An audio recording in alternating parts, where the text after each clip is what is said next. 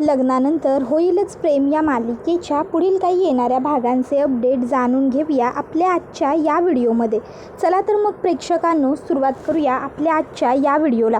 तर आता आपण इथे पाहणार आहोत की कशा पद्धतीने आता मालिनी काकूंसमोर नंदिनी आणि जीवाचं खूप मोठं गुपित लागणार आणि आता मालिनी काकू या जीवावरती खूप जास्त रागवणार. आता नेमकं कसं काय घडतं आणि कसं काय होतं ह्या सर्व गोष्टींचे अपडेट आपल्या व्हिडिओमध्ये सविस्तर पाहूया.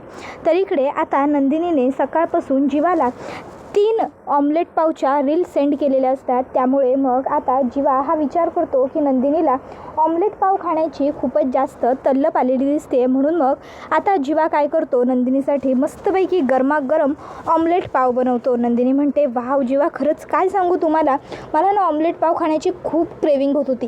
आता नंदिनी क्रेविंग म्हणजेच डोहाळा हा शब्द बोलते. त्याबरोबर मग आता मात्र जीवाला वाईट वाटतं आणि जीवाचं तोंड पडतं. नंदिनी म्हणते, जीवा, खरंच जर आता मी गर्भवती असते आणि मला ही अंडा पाव खाण्याची इच्छा झाली असती तर तुम्हाला खूप आनंद झाला असता ना. जीवा म्हणतो, नंदिनी, आता आपण ठरवलं आहे की नाही पुन्हा त्याच गोष्टींवर विचार नाही करत राहायचा म्हणून. मग आनंद आपल्याला आत्ताही झाला आहे, कळलं का? माझ्या बायकोला माझ्या हातचं काहीतरी खावंसं वाटतं आहे, हीच गोष्ट माझ्यासाठी खूप खास आणि स्पेशल आहे. त्याबरोबर दुसऱ्या बाजूला इकडे आता ज्या मानिनी काकू असतात त्या जीवाच्या रूममधून बाहेर पडत असताना आता त्या बघतात की जीवाने खूप पसारा करून ठेवला आहे. मानिनी काकू विचार करतात, जरा मीच आवरते, बिचारी नंदिनी प्रेग्नंट आहे, करून करून या जीवाचं करणार तरी किती. जीवाला ना काही अक्कलच नाही, आता स्वतः बाप होईल तरी अजून पसारा हाच करतोय, मग मुलांचं याने कधी आवरावं.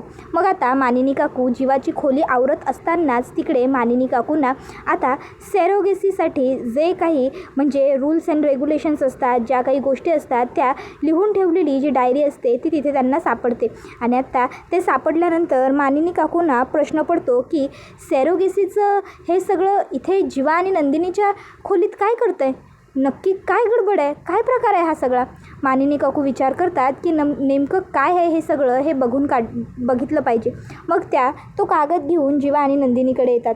तर इकडे जीवा आणि नंदिनी अगदी आनंदाने ऑमलेट पावचा आस्वाद घ्यायला पहिला घास घेणारच असतात. इतक्यात तिकडे मानिनी येते. आता मानिनीला बघून नंदिनी लगेचच म्हणते, आई आहो, या ना या, अगदी अचूक वेळेवर आलाय तुम्ही.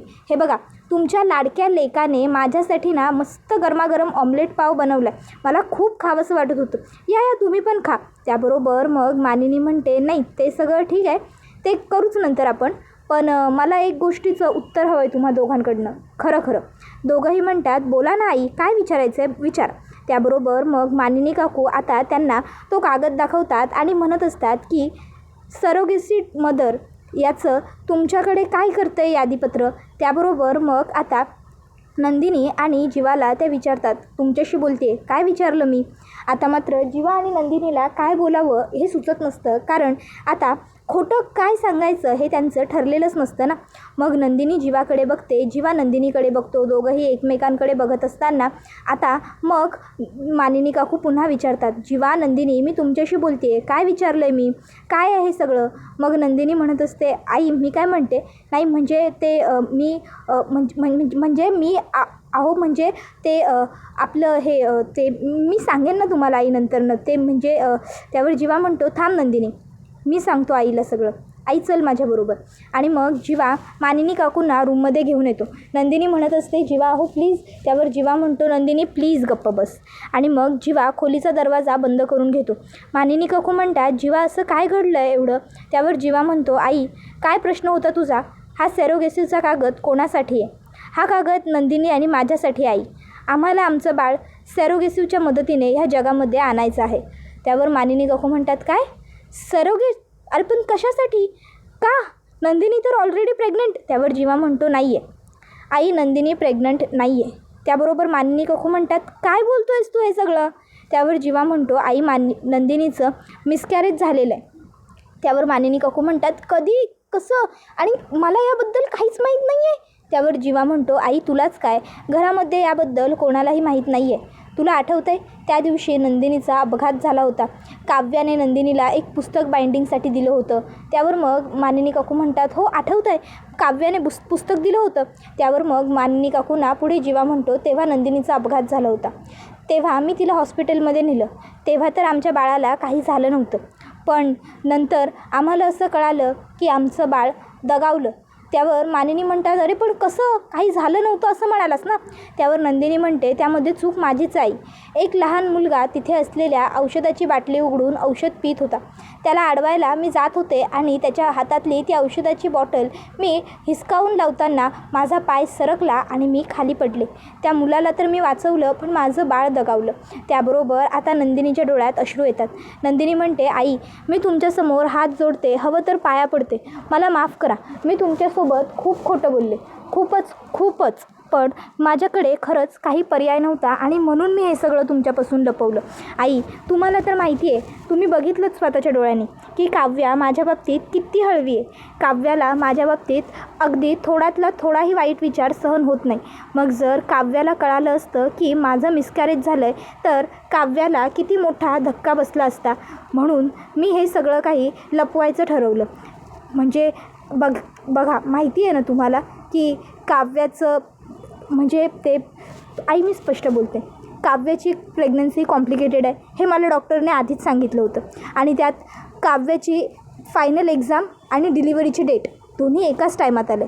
जर काव्याला ह्या सर्वबद्दल समजलं तर ती सावरू नाही शकणार. म्हणून मी हे नाटक करायचं ठरवलं. आणि हे नाटक आता इतकं पुढे आणलं आहे आम्ही 2 महिन्यात की आता पुन्हा मागे नाही जाऊ शकत. आम्ही सगळ्यांना खरं नव्हतं सांगू शकत. म्हणून मग आम्ही सेरोगेसीच्या मदतीने आमचं बाळ ह्या जगात आणायचं असं ठरवलं. म्हणजे कोणाला काही खरं कळणारच नाही. मानिनी काकू आता म्हणतात, जीवा हे सगळं तू ठरवलं आहेस? त्यावर जीवा, हो आई, हे मी ठरवलं आहे असं म्हणतो. मग मानिनी काकू जीवाच्या एक खणखणीन मुस्काटात देतात आणि म्हणतात, लाज नाही वाटत आईला हो हे सगळं मी ठरवलं असं सांगताना? इतका मोठा झालास तू की आईवडिलांचा निर्णय सोड, पण कमीत कमी आईवडिलांचा विचारही घेणं तुला गरजेचं वाटत नाही का? हां, सेरोगेसी करण्यापर्यंत पोहोचलात तुम्ही आणि तुम्हाला घरात एकदम सांगावंसंही वाटलं नाही का रे? खरंच इतकं परकं समजता तुम्ही आम्हाला? हां, ठीक आहे, आय अग्री की काव्याला ह्या सगळ्यातलं काही कळायला नको होतं वगैरे वगैरे, पण आमचं काय? मी, विक्रम, आमच्याशी तर तुम्ही दोघं बोलू शकत होतात ना? आम्हाला विश्वासात घेऊन तुम्ही हे सगळं सांगू शकत होतात ना? मग? आणि हे बघा, हे सेरोगेसी वगैरे करण्याची ना काहीही गरज नाही आहे, बिलकुल नाही. काय करायचं आहे एवढं तुम्हाला हे सगळं करून? विसरताय का? तुमचं लग्न आत्ता कुठेतरी झालं आहे. तुमच्या लग्नाला 20-25 वर्ष उलटून गेल्यासारखी काय वागताय दोघं पण? काही लोकांचा पाळणा उशिरा लागतो तर काही लोकांचा लवकर लागतो. पार्थ आणि काव्याचा पाळणा लवकर लागला, तुमचा पाळणा उशिरा लागणार आहे. समजलं? जीवा, मला ना खरंच कळत नाही आहे तुझ्याशी काय बोलू. खरं तर तुझ्याशी बोलण्याची इच्छाच उरलेली नाही आहे. त्याबरोबर मग मानिनी काकूंना नंदिनी म्हणते, आई प्लीज तुम्ही जीवांवर नका ना राहू. प्लीज, मी तुमच्यासमोर हवं तर हात जोडते, ऐकून घ्या एकदा माझं.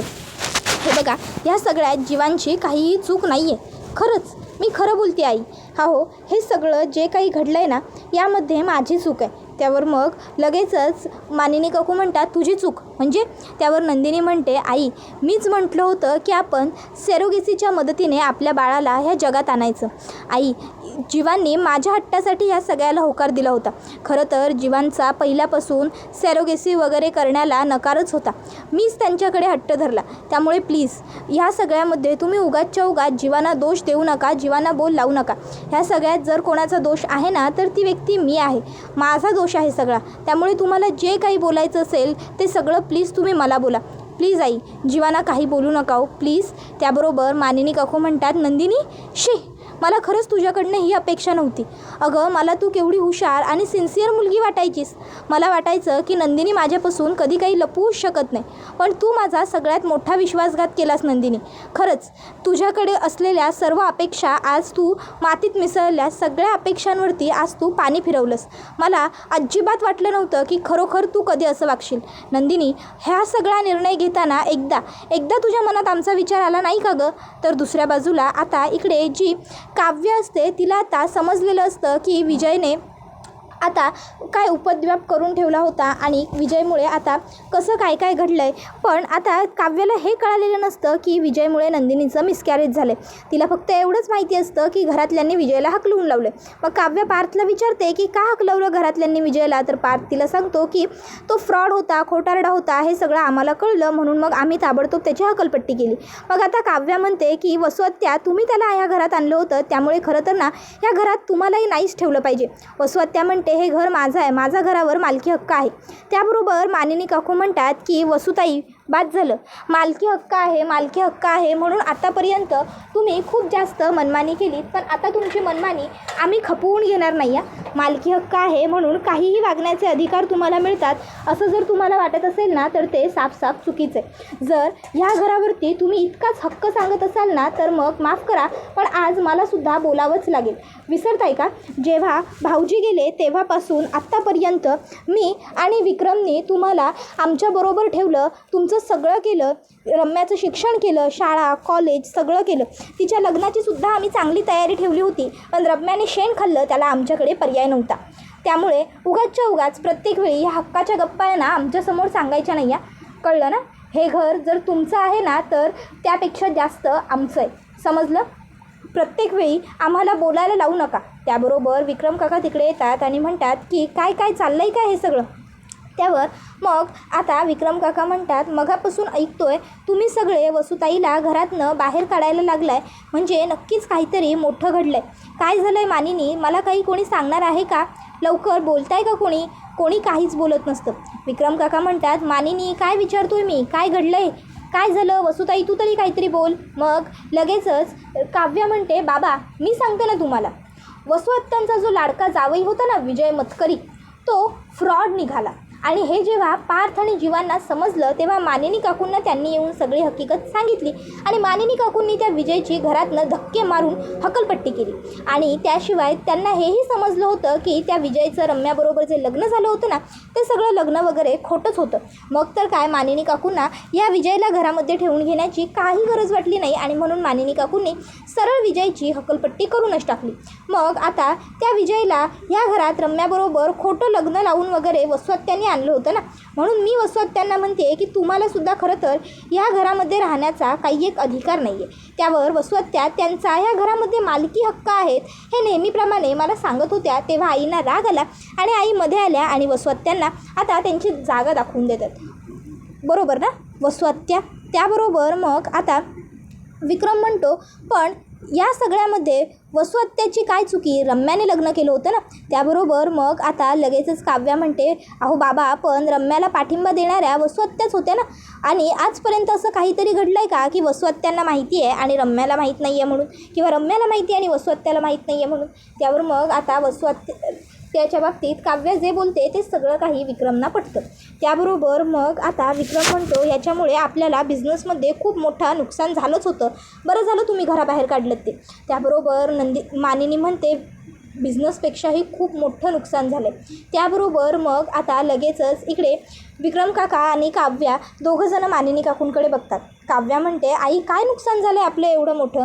त्याबरोबर मग आता लगेचच इकडे मानिनी काकू ह्या म्हणत असतात, नाही काही नाही, तू फार लक्ष देऊ नकोस त्या सगळ्यावरती, जाऊ दे, तू जा अभ्यासाला लाग, आता एक्झाम येते ना तुझी फायनल. विक्रम तुम्हीसुद्धा चला फ्रेश होऊन घ्या. मी ते सहजच आपलं बडबडले, म्हणजे आपल्या घरात आला, आपल्या घरात फूट पाडण्याचा प्रयत्न केला वगैरे, मी त्याच सगळ्याबद्दल बोलत होतो. त्यानंतर मानिनी आणि विक्रम खोलीत येतात. विक्रम काका मानिनी काकूंना म्हणतात, मानिनी मगाशी तू जे काही बोलत होतीस त्यामध्ये काहीतरी वेगळं तुला सांगायचं होतं, पण तू मगाशी गप्प राहणं पसंत केलंस. काय झालं आहे मला आत्ताच्या आत्ता सगळं सांग. त्याबरोबर मग मानिनी काकू म्हणत असतात, त्या विजयने आपलं खूप मोठं नुकसान केलं आहे विक्रम. अहो त्या विजयने आपल्या नंदिनीचा अपघात घडवून आणला आणि त्यामुळे आपल्या नंदिनीचं बाळ दगावलं आहे. त्याबरोबर हे ऐकून विक्रम काका म्हणतात, काय. त्याबरोबर मग मानिनी काकू म्हणतात, हो हे खरं आहे विक्रम, नंदिनीचं बाळ त्या विजयमुळे गेलं आहे. मी हे सगळं काव्यासमोर बोलू शकले नाही कारण ऑलरेडी डॉक्टरने काव्याची प्रेग्नन्सी कॉम्प्लिकेटेड आहे हे आधीच सांगितले. मग जर मी त्यात हे सगळं काही सांगितलं असतं आणि काव्याने धक्का बसवून घेतला असता तर आपल्याला आपलं दुसरंही नातवंड गमवावं लागलं असतं, म्हणून मी हे सगळं सांगितलं नाही. त्यावर विक्रम काका विचारतात, पण हे सगळं कसं झालं, कधी झालं. मग मानिनी काकू विक्रम काकांना सगळं काही पहिल्यापासून सांगायची सुरुवात करतात. त्या म्हणत असतात, काव्याचं एक पुस्तक फाटलं होतं, ते तिला बाइंडिंगला द्यायचं होतं. काव्या ही नंदिनीला म्हणते, ताई तू बाइंडिंगला देशील का बुक, तुझ्या रस्त्यात आहेत ते दुकान. त्यावेळी नंदिनी ठीक आहे म्हणाली. काव्या हिने पुस्तक नंदिनीला दिलं. नंदिनी बाइंडिंग करायला घेऊन गेलेली असताना ज्या रस्त्यावर खूप जास्त मिसकॅरेज होतात ना, त्या रस्त्याला नंदिनीचा अपघात झाला. नंदिनीचा अपघात झाल्यानंतर जीवाने तात्काळ तिला हॉस्पिटलाइज केलं. तेव्हा असं कळालं की बाळ व्यवस्थित आहे, बाळाला काहीही झालेलं नाही आहे. पण जीवा खाली गोळ्या औषधं आणायला गेलेलं असताना नंदिनीच्या वॉर्डमध्ये एक लहान बाळ आलं. म्हणजे 3-4 वर्षांचा मुलगा, आणि तो एक औषधाची बाटली उघडून ती औषधाची बाटली पीत होता. नंदिनी त्याला थांबवायला स्वतः उठून गेली आणि त्यावेळी नंदिनीचा पाय घसरला आणि नंदिनी पोटावर पडली आणि त्यामुळे नंदिनीचं मिसकॅरेज झालं.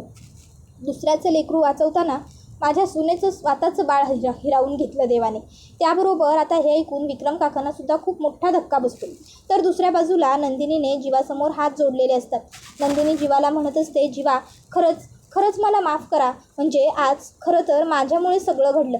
माझ्यामुळे तुम्हाला आई किती बोलल्या, तुम्हाला आईंचं केवढं बोलणं ऐकून घ्यावं लागलं. खरं तर या सगळ्याला ना मी जबाबदार आहे. मीच तुम्हाला त्या सेरोगेसीची आयडिया दिली होती आणि म्हणूनच आपण तो सर्वात चार्ट बनवला होता. आपण जर ते सगळं केलंच नसतं तर आईंना कधी खरं कळलंच नसतं. जीवा म्हणतो, नंदिनी अगं तू सॉरी म्हणायची काहीही गरज नाही आहे. उलट ही सगळी माझी चूक आहे. माझ्या वेंधळेपणामुळे झालं हे सगळं. तू विसरतेस का? तू मला नेहमी वस्तू का वेळेवर जागेवर ठेवायला सांगत असतेस, पण मी वस्तू जागेवर ठेवत नाही. त्यामुळे आईला ती चिठ्ठी सापडली. त्याबरोबर नंदिनी म्हणते, जीवा खरंच हा तुमच्या मनाचा मोठेपणा की तुम्ही मला दोष देत नाही आहात. पण खरं तर मी स्वतःला खूप दोष देत असते जीवा. माझ्या मनातून मी पूर्णपणे हारत आहे जीवा, की माझ्यामुळे तुम्हाला बाप होण्याचं सुख मिळू शकत नाही आहे. एक स्त्री जेव्हा तिच्या नवऱ्याला बाप होण्याचं सुख देते तेव्हाच खरं तर तिच्या जन्माला पूर्णत्व येतं. जेव्हा एखादी स्त्री आई होते, जेव्हा तिला मातृत्व येतं, तेव्हाच खरं तर त्या स्त्रीच्या जन्माचं सार्थक होतं असं म्हणतात. पण माझ्या बाबतीत तर त्याबरोबर जीवा म्हणतो, नंदिनी भास्कर अगं काय बोलतेस तू हे? म्हणजे एखाद्या बाळाला जन्म नाही देऊ शकली स्त्री, ह्याचा अर्थ ती स्त्री वाईट आहे किंवा तिला मातृत्व नाही किंवा तिला ममता नाही, तिला प्रेम नाही, असं तर होत नाही ना. त्यावर नंदिनी म्हणते, जीवा हो, ह्या सर्व बोलण्याच्या गोष्टी आहेत. हो, बोलण्यापुरतं हे सर्व काही बरं वाटतं, पण खरं बघायला गेलं ना तर शेवटी आई होणं हे प्रत्येक स्त्रीला हवंच असतं. मलासुद्धा हवंच होतं की. त्यावर जीवा म्हणतो, नंदिनी काळजी करू नकोस, अजूनही काहीही बिघडलेलं नाही आहे, वेळ गेलेली नाही आहे. आपल्याला जे हवं जसं हवं आपण ते करू शकतो. आणि तसंही टेक्नॉलॉजी एवढी पुढे गेली आहे. अगं आपणच सेरोगेसीचा विचार केला होता ना, मग आत्ता काळजी करायची काय गरज आहे? जर उद्या परवा जाऊन आपल्याला मूल नाहीच झालं तर सेरोगेसी हा आपल्यासाठी बेस्ट ऑप्शन असणारच आहे. आपण तेच करायचं आणि आपल्याला हवं आपलं बाळ तसं आपलं बाळ ह्या जगात आणायचं. मग तर झालं ना. किंवा हे एवढं सगळं करण्यापेक्षा आपण एखाद्या अनाथ आश्रमातून एखादं लहान बाळ दत्तकसुद्धा घेऊ शकतो. त्याला आईवडील मिळतील, एवढं चांगलं आपलं कुटुंब मिळेल आणि आपल्याला आपली आईवडील होण्याची भूकही पूर्ण करता येईल. बरोबर बोलतोय ना मी? त्यावर नंदिनी जीवाला म्हणते, जीवा खरंच तुम्ही किती चांगले आहात हो. म्हणजे माझ्यामुळे झालेल्या अडचणीतसुद्धा तुम्ही मला दोष न देता त्यातून बाहेर कसं पडता येईल, त्यातून मार्ग कसे काढता येतील ह्याचा विचार करता. खरंच म्हणजे तुमच्यासारखा जोडीदार प्रत्येक मुलीला लाभावा ही माझी खरंच इच्छा आहे. त्याबरोबर दुसऱ्या बाजूला इकडे काव्या ही पार्थला म्हणत असते, पार्थ तुम्हाला खरं सांगू का, त्या विजयला घराबाहेर काढून तुम्ही जे काही काम केलं आहे ना ते एकदम फर्स्ट क्लास आहे. मला तर ना ही गोष्ट खूपच जास्त आवडलेली होती, तुम्ही त्या विजयला घराबाहेर काढलं ती. खरं तर मला ना असं वाटतं आहे की मी खूप मोठा सीन मिस केला आहे. त्या विजयला तुम्ही घराबाहेर काढताना ना खरं तर मी सुद्धा घरी असायला हवं होतं. म्हणजे माझ्या समोर हा सर्व कार्यक्रम झाला असताना तर मला खूप बरं वाटलं असतं. त्यावर मनातल्या मनात पार्थ म्हणत असतो, काव्या तुम्हाला माहिती नाही आहे त्या विजयला घराबाहेर काढण्याआधी त्या विजयने तुमच्या बहिणीचं केवढं मोठं नुकसान केलं.